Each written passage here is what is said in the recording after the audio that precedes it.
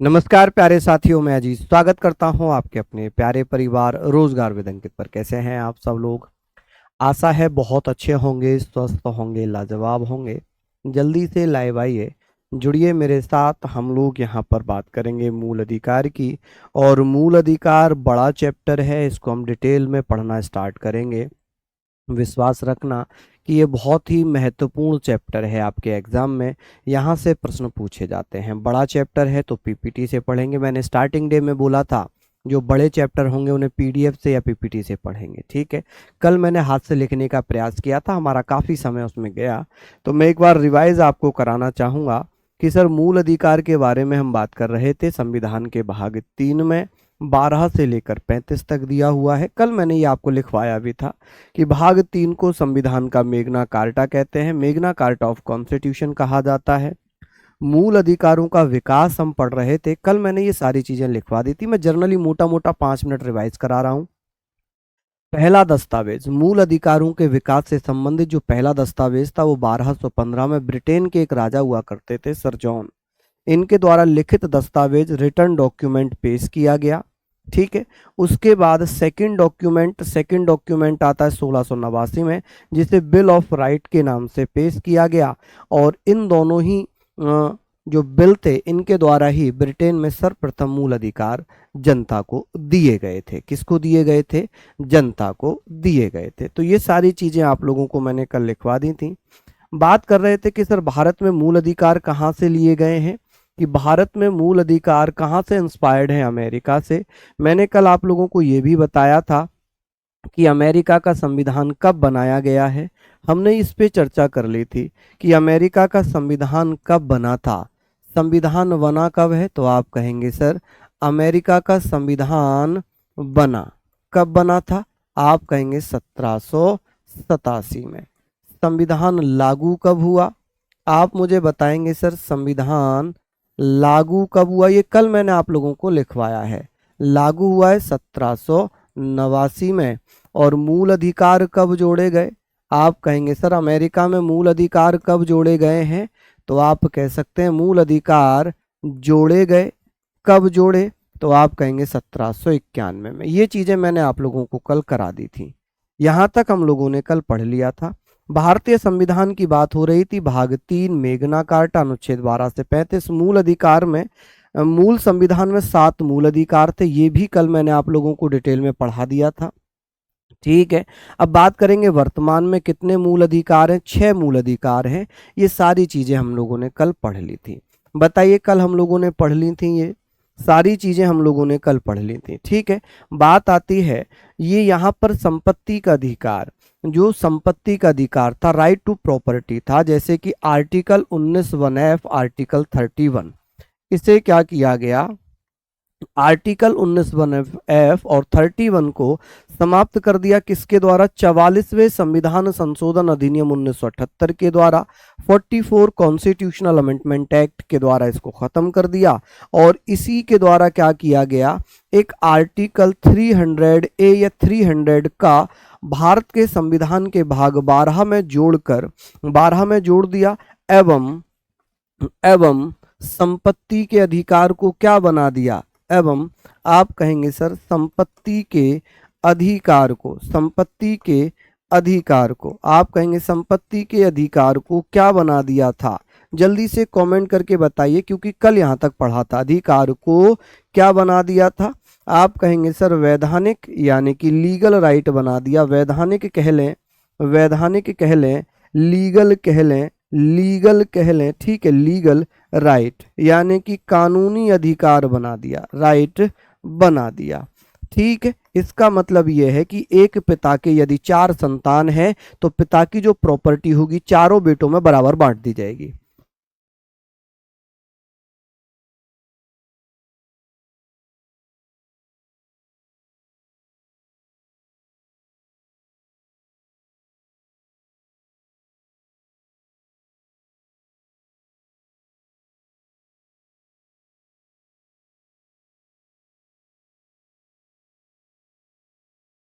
चलिए बहुत बढ़िया, यहां तक आप लोग पढ़ लीजिए, ठीक है जी। यहां तक आप लोग सारी चीजें पढ़ चुके हैं। क्या ये यहाँ तक आप लोगों ने लिख लिया था? चलिए आगे बात करते हैं। अब हमने पढ़ना है कि वर्तमान में मूल अधिकारों की संख्या कितनी है। वर्तमान में मूल अधिकारों की संख्या कितनी है? आप लोग जल्दी जल्दी से बता दीजिए। आप लोग जल्दी जल्दी से बता दीजिए कि सर यहाँ पर हम लोग बात करेंगे। हाँ जी, ये वाला जो है इसे स्मॉल एफ कर लो, कोई फर्क नहीं पड़ेगा उससे, ठीक है, क्योंकि वो समाप्त हो चुका है, उससे फर्क नहीं पड़ेगा। वर्तमान में कितने हैं? तो आप क्या कहिएगा कि सर वर्तमान में 6 मूल अधिकार हैं। कितने? 6 मूल अधिकार हैं। अब कौन कौन से 6 मूल अधिकार हो जाएंगे? आप कहेंगे सर समानता का अधिकार हो जाएगा, राइट टू इक्वलिटी हो जाएगी जो 14 से लेकर 18 तक है, स्वतंत्रता का अधिकार हो जाएगा, राइट टू फ्रीडम हो जाएगा जो 19 से लेकर 22 तक है, शोषण के विरुद्ध अधिकार हो जाएगा जो कि 23 से लेकर 24 तक है, धार्मिक स्वतंत्रता का अधिकार हो जाएगा, राइट टू रिलीजियस फ्रीडम जो कि 25 से लेकर 28 तक है। उसके बाद अल्पसंख्यकों से संबंधित है, या ऐसे कह सकते हैं सांस्कृतिक एवं शैक्षणिक अधिकार जो अल्पसंख्यक वर्गों के हितों का संरक्षण होगा, स्कूल संचालित करने स्थापित करने का अधिकार होगा। तो हम लोग यहाँ पर बात करेंगे, चलिए हम बात करेंगे सर शोषण के विरुद्ध अधिकार हमने पढ़ लिया, ये भी पढ़ लिया। अब इसकी बात आई थी कल्चर एंड एजुकेशन राइट 29 से 30 दिया हुआ है, संवैधानिक उपचारों का अधिकार अनुच्छेद 32। अब कौन भैया मुझे बताएंगे? देखिए मनी मैं आपकी बात मानता हूँ, मैं आपकी बात मानता हूँ, आपको भी मेरी बात माननी ही होगी। मैंने स्टार्टिंग में ही प्रॉमिस किया था जो छोटे चैप्टर होंगे हाथ से लिखकर पढ़ाऊंगा, जो बड़े चैप्टर होंगे उन्हें पीडीएफ से पढ़ाऊंगा, ठीक है। मैं लिखने का समय दूंगा, हालांकि ये कल मैंने पीडीएफ आपको दी थी, लेकिन समस्या कहाँ आती है आपके साथ कि आपको जो एडवांस पीडीएफ मिल जाती है आप उसको खोलते ही नहीं है, उसको आपने घर पे खोला ही नहीं। ये पीडीएफ कल आपके एप्लीकेशन पे ही जो बोर्ड पीडीएफ थी उसी में नीचे ऐड कर दी गई थी, लेकिन आपने पढ़ा नहीं, आपने लिखा नहीं। लेकिन आप जब क्लास में आएंगे तो आरोप ये लगाएंगे कि सर लिखने का समय दीजिए। भाई एडवांस पीडीएफ का मतलब क्या होता है, पहले आप मुझे बस ये समझा दीजिए। मत खिलवाड़ करिए अपने भविष्य से। आपके माँ बाप सबने सपने सजाए बैठे हैं, मेरा बेटा मेरी बेटी बिहार पुलिस में कांस्टेबल बनेगा, दरोगा बनेगा, सरकारी नौकरी लगेगी।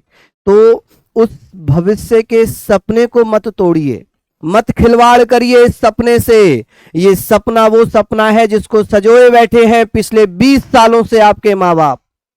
तो आपकी नैतिक जिम्मेदारी बनती है उस सपने को पूरा करना, ना कि पीडीएफ से पढ़ाइए, कि हाथ से लिखकर पढ़ाइए, कि लिखने का टाइम दीजिए, मत दीजिए। जब मैंने एडवांस में पीडीएफ दी थी तो क्यों नहीं लिखी, इसका मुझे जवाब दीजिए, जवाब दीजिए।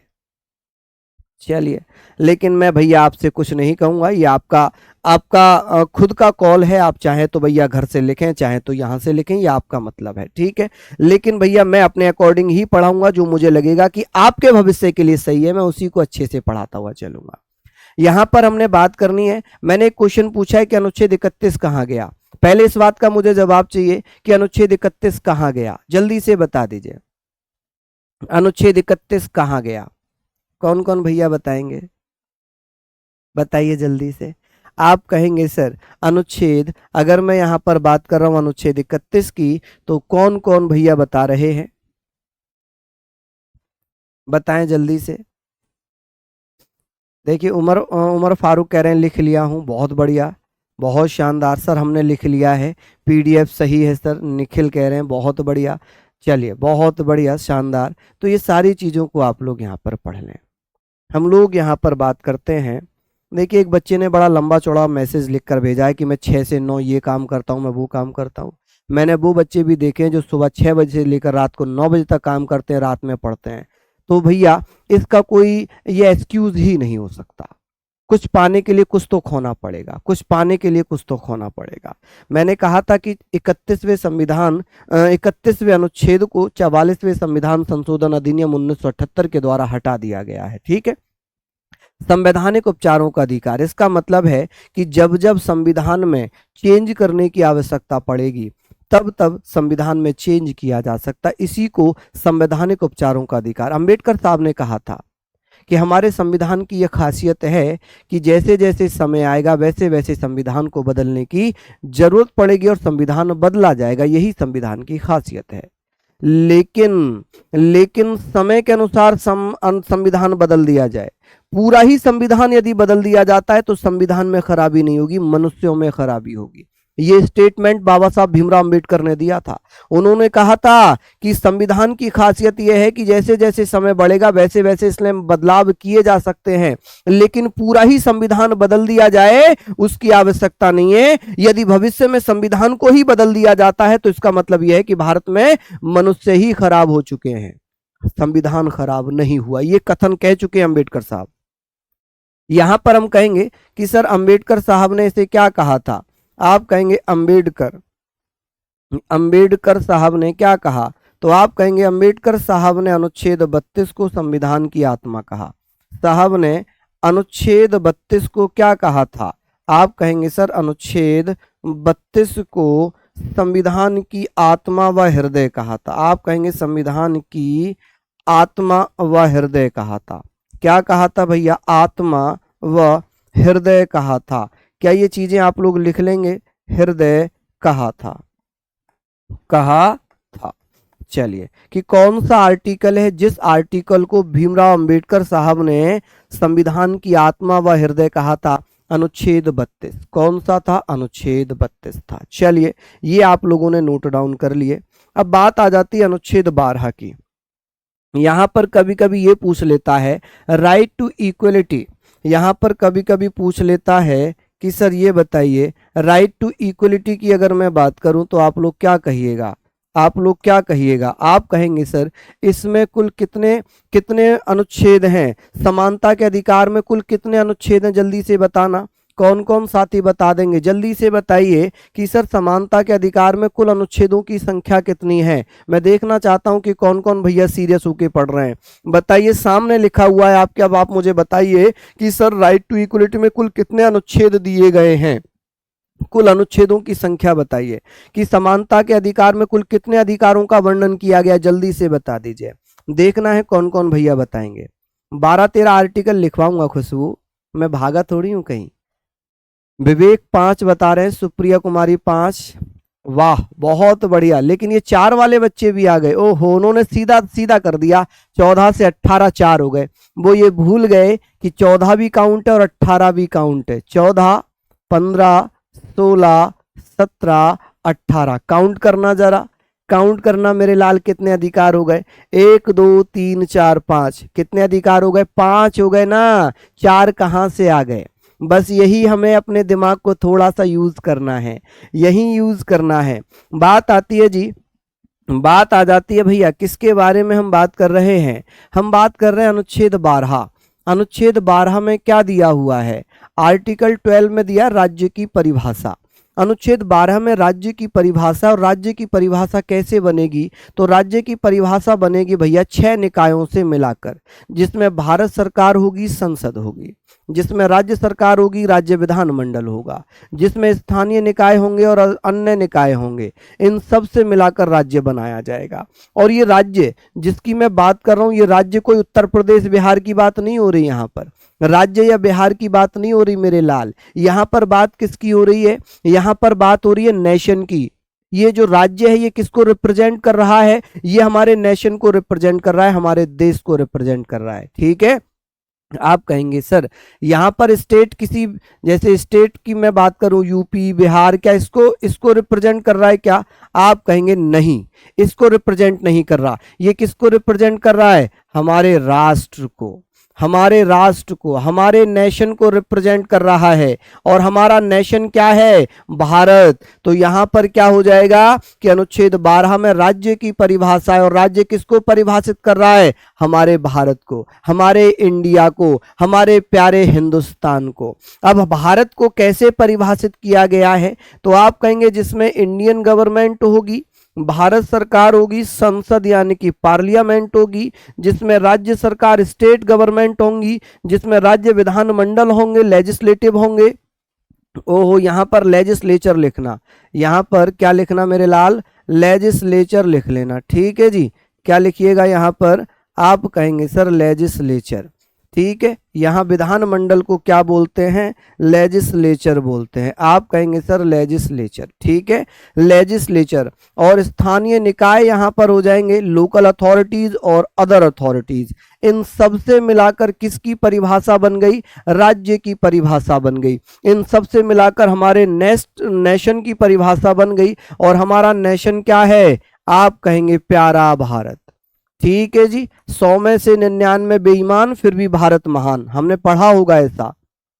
ठीक है, तो आप कहेंगे कि सर ये बताइए राज्य की परिभाषा की अगर मैं बात करूं, आप कहेंगे डेफिनेशन ऑफ स्टेट की मैं बात करूं, तो आप ये मुझे बताइए कि सर यहां पर हम सारी चीजों को पढ़ रहे हैं, ये क्वेश्चन प्रीवियस ईयर क्वेश्चन है, प्रीवियस ईयर क्वेश्चन यहां पर पूछा गया था।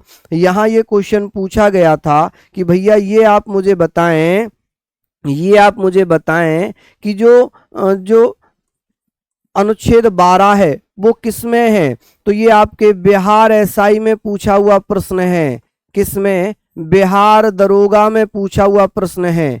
आप कहेंगे सर किसमें पूछा हुआ प्रश्न है? बिहार दरोगा में ये प्रश्न पूछा था कि अनुच्छेद 12 में क्या दिया हुआ है? तो आप कहेंगे राज्य की परिभाषा।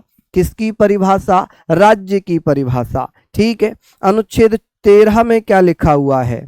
अनुच्छेद 13 में क्या लिखा है जी? आप मुझे बताएं, अनुच्छेद 13 क्या कहता है? अनुच्छेद अनुच्छेद 13 में क्या लिखा हुआ है? आप कहेंगे सर अनुच्छेद 13 में लिखा हुआ है कि राज्य ऐसा कोई कानून नहीं बनाएगा जिससे मूल अधिकारों का उल्लंघन हो। क्या हो जाए जी? मूल अधिकारों का उल्लंघन हो। क्या हो जाए? मूल अधिकारों का उल्लंघन हो। मूल अधिकारों का उल्लंघन हो। मान लीजिए ऐसी कोई भी विधि, ऐसी कोई भी कानून संसद द्वारा नहीं बनाई जाएंगी। यहाँ पर राज्य का मतलब क्या हो जाएगा? यहाँ पर राज्य किसको डिनोट कर रहा है? संसद को। यानी कि संसद में ऐसा कोई भी कानून नहीं बनाया जाएगा जो हमारे मूल अधिकार। सर आप हमेशा बिहार को ही एग्जाम्पल पर क्यों रखते हैं? बिहार भी इतना बुरा नहीं है। अरे थोड़ी सोच बदलो यार, थोड़ी सोच बदलो। मैंने कब कहा बिहार बुरा है? थोड़ी सोच बदलो यार, थोड़ा आगे बढ़ो। ठीक है, मैंने यहाँ यूपी भी लिखा है, यूपी भी लिखा है, बिहार भी लिखा है। ठीक है, सोच बदलो थोड़ा सा। पढ़ रहे हो आप, पढ़ने वाले बच्चों, कहाँ राजनीतिज्ञ के चक्कर में पढ़ रहे हो? आप कोई नेता थोड़ी हो कि बिहार बुरा है, यूपी बुरा है, उत्तराखंड बुरा है या कोई बुरा है। कोई बुरा नहीं है। प्लीज डेवलप करो अपने आप को, माइंड को डेवलप करो। ठीक है, माइंड डेवलप कर लो। मैं एक टीचर हूं, आप एक विद्यार्थी हैं, बस हमें दोनों के यही संबंध चाहिए। राजनीति में नहीं जाना है, राजनीति में नहीं जाना है। ठीक है, हमने यहां पर बात करनी है कि यदि राज्य ने, संसद ने ऐसा कोई कानून बना दिया जो मेरे मूल अधिकारों का उल्लंघन करता हो, मूल अधिकारों का उल्लंघन करता हो, तो वह कानून क्या कहलाएगा? वह कानून शून्य हो जाएगा। ऐसा प्रावधान कहां लिखा है? अनुच्छेद 13 में। कहां पर? अनुच्छेद 13 में। ठीक है, मैं बिहार पढ़ा रहा हूं तो जाहिर सी बात है बिहार का ही एग्जाम्पल दूंगा। मैं यूपी पढ़ाता हूं, मैं यूपी का एग्जाम्पल देता हूं। ठीक है, समझ रहे हैं? समझ गए आप? दिल्ली पढ़ाता हूं, दिल्ली का एग्जाम्पल देता हूं। चलिए यहां पर हम लोग बात करते हैं, हम लोग यहाँ पर बात कर रहे हैं। एक दिन शायद आप भूल गए, मैंने कहा था कि भारत में सबसे ज्यादा IAS, IPS, banking jobs, rails jobs जितनी भी हैं, सीजीएल जॉब कहाँ से आती हैं? बिहार से आती हैं। भूल गए उस दिन को? भूल गए आप उस दिन को? चलिए ये हमने पढ़ लिया। आई होप लिख भी लिया होगा कि अनुच्छेद 13 में क्या लिखा है। अनुच्छेद 13 कहता है कि संसद या राज्य ऐसा कोई कानून नहीं बनाएगा जिससे कोई मूल अधिकार का उल्लंघन ना हो। यदि मूल अधिकार का उल्लंघन होता है, यदि मूल अधिकार का उल्लंघन होता है, मूल अधिकार का उल्लंघन होता है, अधिकार का उल्लंघन होता है, उल्लंघन होता है, तो वह कानून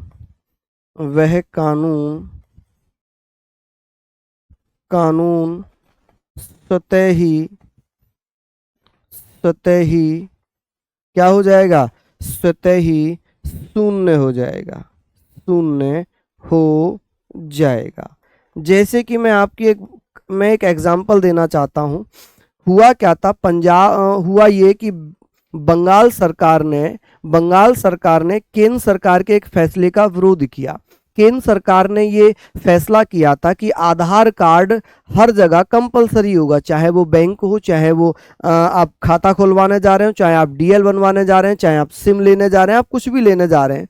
तो बंगाल सरकार ने इसका विरोध किया केंद्र सरकार का कि भाई यहाँ पर केंद्र सरकार ने ये लागू कर दिया हर जगह कि आधार कार्ड मस्ट है। लेकिन बंगाल सरकार, ममता बनर्जी ने ये कहा कि आधार कार्ड जो है वो मेरा निजी, मेरा पर्सनल है, मैं हर जगह अपना आधार कार्ड नहीं लगा सकता, क्योंकि उसको आधार कार्ड लगाने से मेरी सारी जानकारी खुल जाती है। तो मेरे राइट टू जो प्राइवेसी है, अनुच्छेद 21 का उल्लंघन है। मामला सुप्रीम कोर्ट में पहुंचा, क्योंकि केंद्र सरकार पावरफुल है। मामला सुप्रीम कोर्ट में पहुंचा, उसने कहा कि बिल्कुल ठीक है कि हर जगह आधार कार्ड नहीं लगाया जाएगा। सुप्रीम कोर्ट ने आदेश दिए कि भाई राइट टू प्राइवेसी, अनुच्छेद 21 का उल्लंघन किया जा रहा है, और अनुच्छेद 21 का उल्लंघन यदि होता है तो आप क्या कह रहे हैं कि अनुच्छेद 13 में किसी भी मूल अधिकार का उल्लंघन यदि हुआ तो चाहे कानून संसद ने बनाया हो, चाहे कानून राज्य ने बनाया हो, वह कानून जीरो हो जाएगा। यानी कि अब आधार कार्ड आप हर जगह नहीं लगा सकते, यह आपका अधिकार है, ये आपका अधिकार है मेरे लाल। समझ गए? बहुत बढ़िया, समझ गए? यहां तक आप लोगों ने लिख लिया?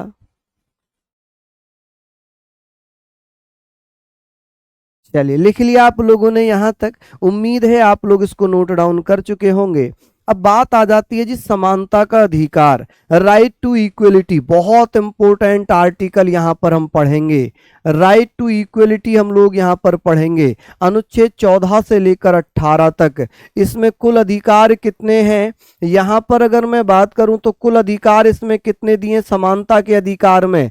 तो आप कहेंगे सर राइट टू इक्वलिटी में 5 अधिकार दिए हुए हैं। कितने अधिकार दिए हुए हैं? 5 अधिकार दिए हुए हैं। अब यहां पर बात आती है, तो आप मुझे बताएंगे यहां पर समानता के अधिकार में 5 अधिकार दे दिए, 5 अनुच्छेद दे दिए। एक है राइट टू इक्वलिटी, विधि के समक्ष समानता एवं समान संरक्षण, कि भैया अनुच्छेद 14 जो कि 2 देशों से लेकर बनाया गया है, अनुच्छेद 14 2 देशों से लेकर बनाया गया है, जिसमें विधि के समक्ष समानता यानी कि इक्वलिटी बिफोर लॉ, ये हमने कहां से लिया? ब्रिटेन से। ये हमने कहां से लिया है? ब्रिटेन से। और जो इक्वल प्रोटेक्शन ऑफ लॉ है यानी कि समान संरक्षण, ये हमने लिया है अमेरिका से। कहां से लिया है? अमेरिका से।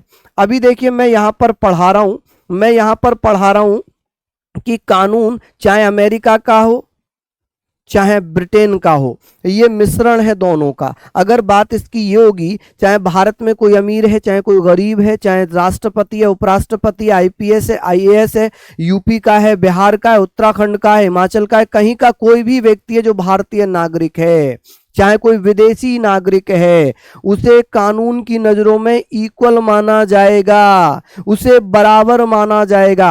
अब मान लीजिए कोई अमेरिका का आता है, भारत में आता है, तो क्या उसे दंड दिया जाएगा? या कोई भारत का वो काम करता है जो दंडनीय अपराध है तो उसे छोड़ दिया जाएगा? नहीं। यदि किसी अमीर ने किसी का मर्डर कर दिया, क्या उसे छोड़ दिया जाएगा कि ये अमीर है, पैसे वाला है? हालांकि न्यायपालिका एकदम भ्रष्ट हो चुकी है। अभी देखा लैम्बोर्गिनी वाले ने 1-2 को मार दिया और फिर वो पूछता है कोई मर गया क्या, और उसे 24 घंटे में जमानत हो गई। यही काम कोई गरीब करता, क्या जमानत हो जाती? नहीं होती। तो ये केवल दिखावटी चीजें हैं, वास्तविकता से इसका कोई लेना देना नहीं है, कोई लेना देना नहीं है। अब बात यहां पर ये आ गई, सबसे पहला कारण सुनिए कि सर ऐसा कौन सा अनुच्छेद है जो सभी को, चाहे वो नागरिक हो, चाहे वो फॉरेनर्स हो, चाहे वो विदेशी व्यक्ति हो, चाहे वो भारतीय नागरिक हो, सभी को बराबरी का अधिकार कौन से आर्टिकल में कानून के लिए दिया जाता है? अनुच्छेद 14। अनुच्छेद 14 कहता है कि सभी लोग कानून की नजरों में समान हैं। ठीक है, अब इसके अपवाद पढ़ते हैं, एक्सेप्शन पढ़ते हैं। एक्सेप्शंस क्या क्या है भैया? एक्सेप्शंस की बात होगी, अपवाद की बात होगी। मैंने अभी कहा कि अनुच्छेद 14 चाहे राष्ट्रपति, उपराष्ट्रपति हो, राज्यपाल हो, कोई भी हो, सभी समान है। लेकिन मैं ही इसका खंडन करूंगा अभी। अनुच्छेद 361 में क्या लिखा हुआ है? अनुच्छेद 361 कहता है कि राष्ट्रपति और राज्यपाल जब तक अपने पद पर हैं, जब तक वो अपने पद पर हैं, उन्हें विशेष अधिकार मिले हुए हैं, स्पेशल राइट्स मिले हुए हैं। क्या मिले हुए हैं? उन्हें स्पेशल राइट्स मिले हैं। मतलब जब तक राष्ट्रपति राज्यपाल अपने पद पर रहेंगे तब तक उन्हें ना तो गिरफ्तार किया जाएगा, ना ही उनके खिलाफ कोई मुकदमा होगा। अब आप कहो सर अभी तो आपने कहा था राष्ट्रपति हो या आम व्यक्ति हो, कोई भी हो, सभी को बराबरी का अधिकार है। अभी आप कह रहे हो अनुच्छेद 361 में राष्ट्रपति राज्यपाल को विशेष अधिकार है। President and governor has special right in the article 361।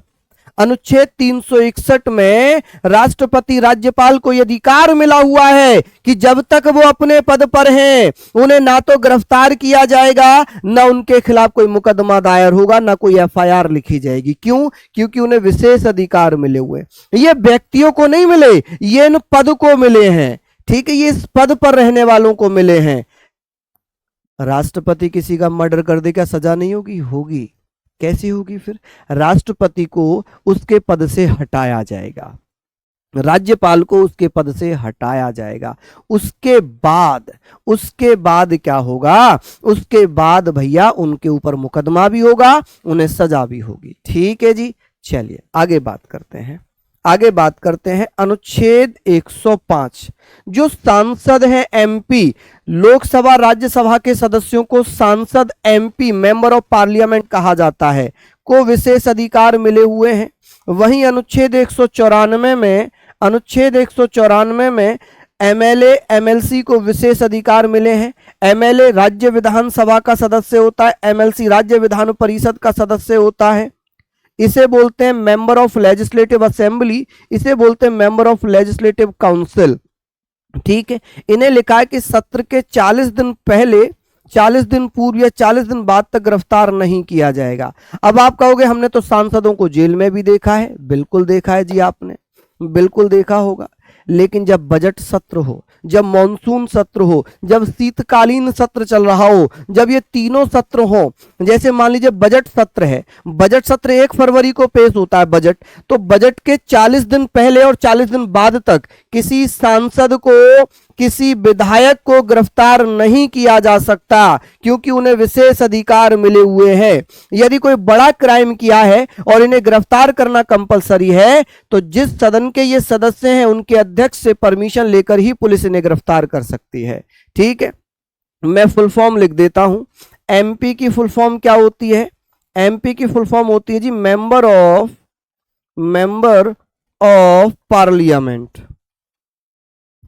Parliament, यानी कि संसद के सदस्य। इसका हिंदी क्या होगा? संसद के सदस्य। ठीक है जी, मेंबर्स ऑफ पार्लियामेंट लिख लो। ठीक है, मेंबर्स ऑफ पार्लियामेंट। चलिए अब बात आती है एमएलए की। एमएलए यानी कि member of legislative assembly,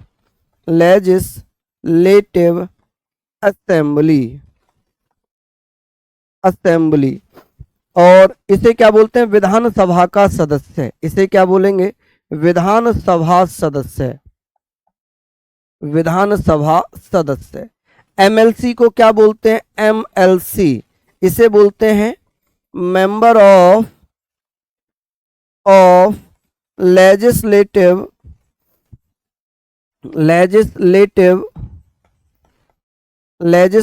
council, यानी कि विधान परिषद का सदस्य। और विधान परिषद मात्र 6 राज्यों में है। विधान परिषद, ठीक है, विधान परिषद का सदस्य। ठीक है जी, ये आप लोगों ने लिख लिया।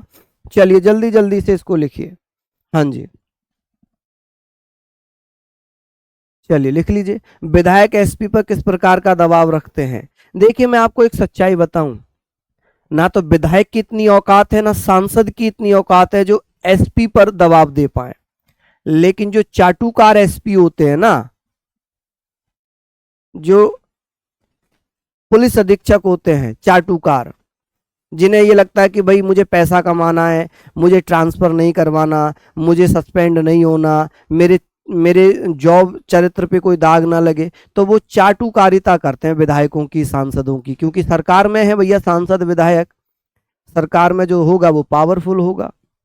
वरना विधायक और सांसद की इतनी औकात थोड़ी है जो एसपी से भिड़ जाए। एसपी जब मन चाहे तब सांसद और विधायक की बैंड बजा सकता है, लेकिन एसपी ऐसा करता नहीं है, वो अपनी नौकरी करता है बस। चलिए अर्पित जी बहुत बहुत धन्यवाद बेटा, लेकिन कोई ज़रूरत नहीं है उसकी मेरे लाल। चलिए ये सब मेरे भाई बहन हैं, ये कभी कभी थोड़ा सा हो जाता है ऐसा, कोई दिक्कत नहीं। यहाँ तक आप लोग लिख लें, उसके बाद अच्छा सामने से हट जाऊँ, लीजिए हट गया, लीजिए बिल्कुल सामने से हट गया। अब बताओ अगर मैं हाथ से लिखकर पढ़ा रहा होता तो क्या ये भी कर चुका होता, क्या ये लिखवा चुका होता? अब आप बताओ कि दूसरी क्लास चल रही है और मैं आर्टिकल 14 पर ही हूं अभी, बताइए क्या हो पाता? ये सब पॉसिबल नहीं हो पाता। चलिए लिख लीजिए जल्दी जल्दी से, इसको नोट डाउन कर लीजिए।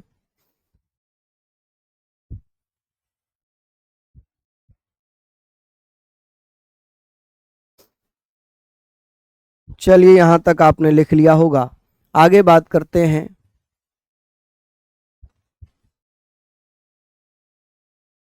बहुत बढ़िया, 6 राज्यों के नाम लिखवा दीजिए भैया। UKMBT, UK, U for UP, K for Karnataka, M for Maharashtra, B for Bihar, A for Andhra Pradesh, T for Telangana.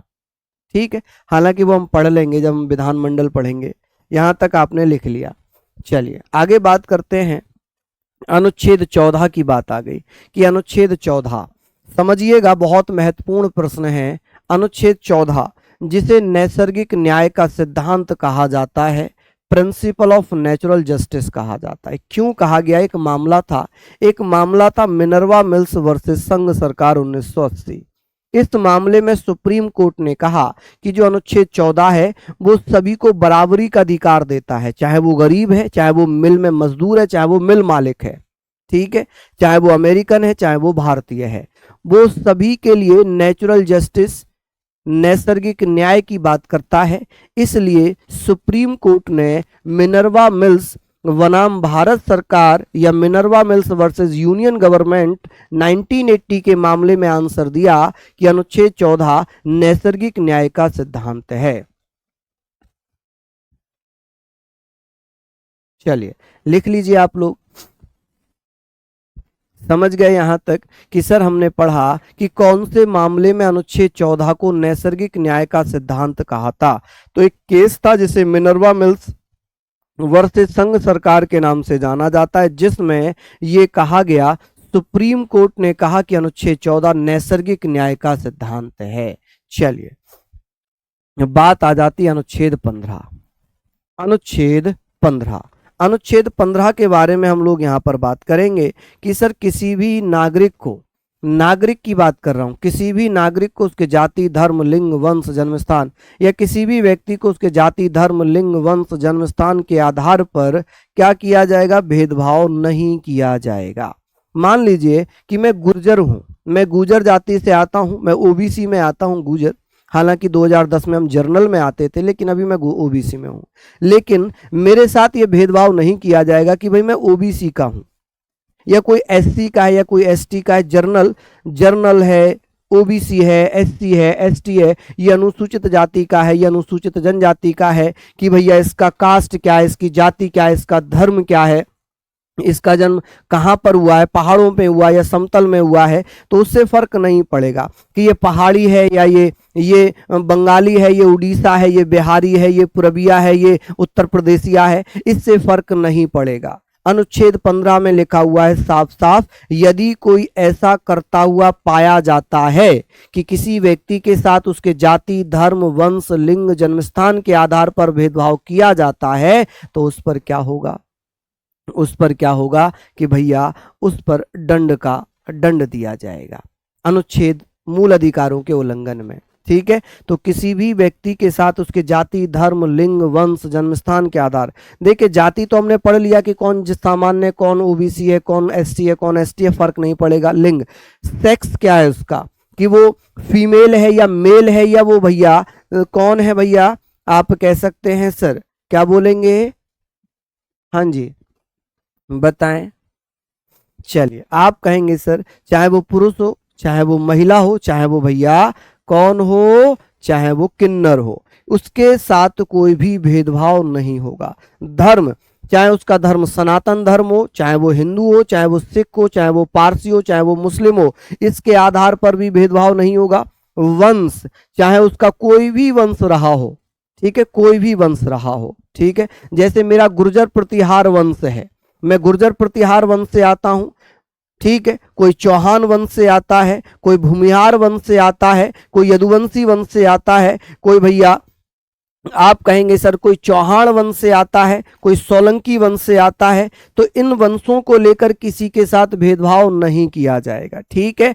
जन्म स्थान, मेरा जन्म उत्तर प्रदेश में हुआ है, आपका जन्म बिहार में हुआ है, किसी का जन्म पहाड़ों उत्तराखंड में हुआ है, हिमाचल में हुआ है, इस आधार पर भी किसी के साथ कोई भेदभाव नहीं किया जाएगा, ठीक है। समझ गए? यहां तक आप लोग लिख लीजिए।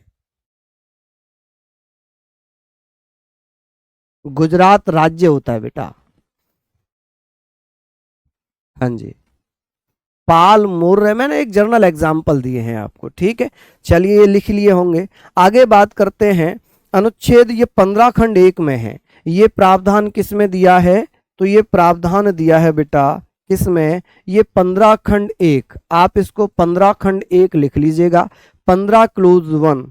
चलिए अब बात आती है, यहां पर हम लोग बात कर लेते हैं कि सर ये है 15 खंड 2। 15 खंड 2 में क्या लिखा हुआ है कि उपरोक्त आधार पर, उपरोक्त आधार का मतलब क्या था? उपरोक्त आधार का मतलब था जाति, धर्म, लिंग, वंश, जन्मस्थान के आधार पर, ये उपरोक्त आधार होगा, इसलिए मैंने यहां नहीं लिखा, ठीक है, ज्यादा हो जाता लिखने में।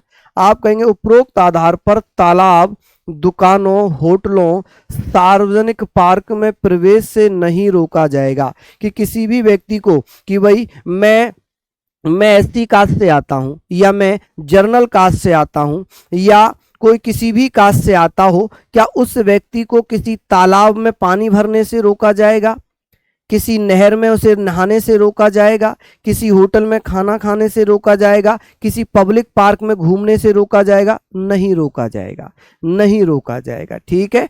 चाहे भैया कोई कितना भी गरीब है, चाहे वो कोई किसी भी जाति से आता हो, उसे उसके जाति, धर्म, वंश, लिंग, जन्मस्थान के आधार पर ना तो तालाब, दुकानों, होटलों में, सार्वजनिक पार्कों में जाने से नहीं रोका जाएगा। क्लियर है? चलिए आगे बात करते हैं। आर्टिकल 14 2 बार कहां करवाएं भैया? ये अनुच्छेद 14 में ही दिया हुआ है मेरे लाल, किस में दिया है? अनुच्छेद 14 में ही दिया हुआ है, ठीक है। चलिए अब बात आती है सर अनुच्छेद 13, अनुच्छेद 15 खंड 3। 15 खंड 3 का क्या मतलब है? 15 खंड 3 का मतलब क्या है बिक्की? इसका मतलब मैं समझा दूंगा, गुर्जर का मतलब मैं समझा दूंगा बेटा, फिलहाल आप लोग यहां पर समझिए। हाँ जी, लिख लीजिए फिलहाल, ठीक है। देखिए गुर्जर का मतलब क्या है? भगवान राम को आप जानते हैं, भगवान राम के छोटे भाई थे लक्ष्मण, और लक्ष्मण के पुत्र थे भैया, उनके नाम पर, या ऐसे कह लें कि लक्ष्मण के जो वंशज थे, या हमारे जो वंशज हैं वो लक्ष्मण हैं, या हम लक्ष्मण के वंशज माने जाते हैं, क्षत्रिय कुल में पैदा हुए और उन्हीं के वंशज माने जाते हैं। और हमारा जो रियल वंश है वो गुर्जर प्रतिहार वंश है, ठीक है, मिहिर भोज, जिनके नाम पर भोपाल का नाम रखा गया है, ठीक है। अभी उसकी डिस्कशन नहीं चल रहा, ये आप पढ़ेंगे इतिहास में, आपको इतिहास में बहुत अच्छे से सारी चीजें पढ़ा दी जाएंगी, ठीक है। आप उसे इतिहास में पढ़ लेना, ठीक है, किसका क्या मतलब है। फिलहाल मैं पॉलिटी पढ़ा रहा हूं, यहां पर आप पढ़िए, अगर मैं हिस्ट्री में घुस गया तो बहुत लंबा टाइम जाएगा, समझ रहे हैं। यहां पर हम बात करेंगे सर, राज्य को अधिकार दिया गया है कि वह महिलाओं एवं बच्चों के लिए विशेष प्रावधान, स्पेशल प्रोविजन करे। देखिए अगर किसी महिला के साथ, बच्चों के साथ यदि शोषण हो रहा है, चाहे वो यौन शोषण हो, चाहे वो पारिवारिक शोषण हो, कोई भी शोषण हो, इसको लेकर अनुच्छेद 3 में लिखा हुआ है कि राज्य को यह अधिकार दिया गया है कि वह महिलाओं के लिए, बच्चों के लिए स्पेशल प्रोविजन करे, विशेष प्रावधान करे। क्या करे, विशेष प्रावधान। और इसी के लिए महिलाओं का घरेलू हिंसा से संरक्षण अधिनियम 2005, सबसे ज्यादा दुरुपयोग अगर किसी अधिकार का हुआ है ना, वो इसका हुआ है। महिलाओं को अगर पति ने जरा सा कुछ कह दिया, थाने पहुंच गई, मेरा शोषण हुआ है घर में, मेरा पति दहेज मांग रहा है, मुझे मार रहा है, मुझे पीट रहा है, और पुलिस भी बेचारे को उठाकर ले जाती है और हैप्पी बर्थडे मनाती है, बैठा नहीं जाता है पुरुष से। क्यों? वो पति है। सबसे ज्यादा दुरुपयोग किसी अधिकार का होता है ना, तो इसका हो रहा है। आज की डेट में कितने लोग सुसाइड कर रहे हैं, कितने पति बेचारे सुसाइड कर चुके कि पत्नी ने आरोप लगा दिया दहेज मांग रहा है, पुलिस प्रताड़ित कर रही है, पुलिस प्रताड़ित कर रही है। आप भी पुलिस वाले बनेंगे, आप भी ये मामले देखेंगे, आप भी घूस के चक्कर में ऐसा करना प्रारंभ कर देंगे। और मेरी सलाह यही है कि आप ईमानदार पुलिस वाले बनना, ईमानदार पुलिस वाले बनना, किसी को नाजायज मत सताना, ठीक है। तो महिलाओं का घरेलू हिंसा से संरक्षण अधिनियम 2005, इसमें महिलाओं को घर में होने वाली हिंसाओं से अधिकार दिया गया है, लेकिन आजकल तो इसका दुरुपयोग हो रहा है, इसका तो बहुत दुरुपयोग हो रहा है, मैं मानता हूं इसका दुरुपयोग हो रहा है, और 90% लोग ऐसा करते हैं। शादी हो गई, दोनों लोग एक दूसरे से अलग हैं, दोनों लोग कहीं बाहर मैटरनल क्या बोलते हैं उसको, एक्स्ट्रा मटेरियल क्या बोलते हैं उसको, अफेयर वगैरह बोलते हैं ना, कि शादी के बाद भी उनके अफेयर हो गए। बस यही कहानी मोबाइलों ने बर्बाद कर दी दुनिया, और दोष देते रह गए रिश्तों में कमियां हैं। रिश्तों में कोई कमियां नहीं है, रिश्तों में कोई कमियां नहीं है। कमी किसमें? हम में, हम समझ ही नहीं पाए। आज की डेट में रिश्ते तलाक इतने ज़्यादा क्यों हो रहे हैं, इतने ज़्यादा तलाक क्यों हो रहे हैं? क्योंकि हमारा सबसे ज़्यादा समय सोशल मीडिया पे जा रहा है, ठीक है। चलिए, बात आती है 15 खंड 6 की। अब आप कहेंगे सर आपने 15 खंड 4 नहीं कराया, 5 नहीं कराया। बिल्कुल, मैं धीरे धीरे सारी चीज़ें कराता हुआ चलूंगा जो इम्पोर्टेंट होंगी, ठीक है। यहाँ पर 103वां संविधान संशोधन अधिनियम 2019 शॉर्ट में लिखा है मैंने, चाहे तो आप इसको लिख लेना कि 103वां संविधान संशोधन अधिनियम 2019, जिसके माध्यम से अनुच्छेद 15 खंड 6 जोड़ा गया। क्या किया गया? 15 खंड 6 जोड़ा गया, 15 खंड 6 जोड़ दिया गया, जिसमें ये कहा गया कि जो आर्थिक रूप से पिछड़े लोग हैं, पिछड़े लोगों के यानी कि ईडब्ल्यूएस के लिए 10% का आरक्षण के लिए शैक्षणिक संस्थाओं में, कहां पर? शैक्षणिक संस्थानों में आरक्षण दिया जाएगा। कि भैया 15 खंड 6 मूल संविधान में नहीं था, इसे 103वें संविधान संशोधन अधिनियम 2019 के द्वारा जोड़ा गया है। और इसमें लिखा हुआ है कि आर्थिक रूप से पिछड़े लोगों के लिए जो ईडब्ल्यूएस हैं, जैसे सामान्य जाति में सभी लोग तो अमीर नहीं होंगे, सभी लोग तो पैसे वाले नहीं होंगे जनरल कास्ट में, तो उसमें ईडब्ल्यूएस इकोनॉमिक वीकर सेक्शन, आर्थिक रूप से पिछड़ा वर्ग के लिए शिक्षण संस्थानों में 10% का आरक्षण दे दिया है। क्या दे दिया है? 10% का आरक्षण दे दिया है। अच्छा, इसी के द्वारा क्या किया गया? 16 खंड 6 भी जोड़ा गया है। सेम चीज होगी उसमें, बस शैक्षणिक संस्थानों की जगह वहां सरकारी नौकरी में आरक्षण होगा। जल्दी से इसको नोट डाउन करिए, जल्दी से नोट डाउन करिए मेरे लाल।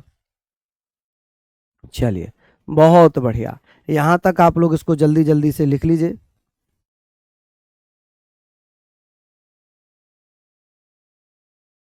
बहुत बढ़िया।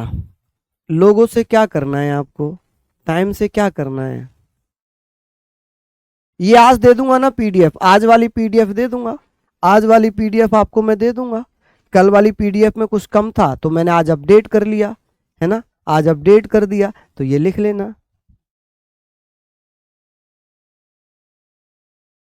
भैया अनुष्का, शायद आपने क्लास नहीं देखी, उसमें 31 दिसंबर ही लिखवाया है मैंने, ठीक है। 21 दिसंबर था, मैंने उसको 21 दिसंबर से 31 दिसंबर करवाया है।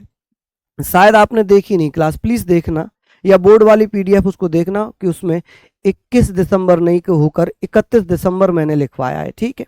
बाकी आप बच्चों से भी पूछ लेना, मैंने 31 दिसंबर ही उसमें बोला है, ठीक है। चलिए, बहुत बढ़िया, शानदार। यहाँ पर आप लोग इसको पढ़ लें अच्छे से, यहाँ तक आप लोगों ने लिख लिया। उम्मीद है। अब बताइए 1 घंटे में हम इतना ही पढ़ पाए हैं, इसका मतलब ये क्लास कल भी जाएगी, एक क्लास इसकी कल होगी, तब जाकर ये खत्म होगा, तब जाकर ये खत्म होगा। ठीक है, और कल इससे संबंधित हम कुछ प्रश्न भी करेंगे। ठीक है, तो आप लोग इसको पढ़ लीजिए, इसको नोट डाउन कर लीजिए। इससे आगे हम कल अनुच्छेद 16 से पढ़ेंगे। ठीक है जी, पीडीएफ में 21 दिसंबर ही दिया हुआ है बच्चों। मैंने लिखवाया नहीं था 31 दिसंबर, मैंने 31 दिसंबर लिखवाया था ना मेरे लाल। चलो मैं चेक कर लेता हूँ एक बार, है ना, मैं चेक कर लेता हूँ। ओके ठीक है, चलिए तो बहुत बहुत धन्यवाद, नमस्कार, जय हिंद, जय भारत।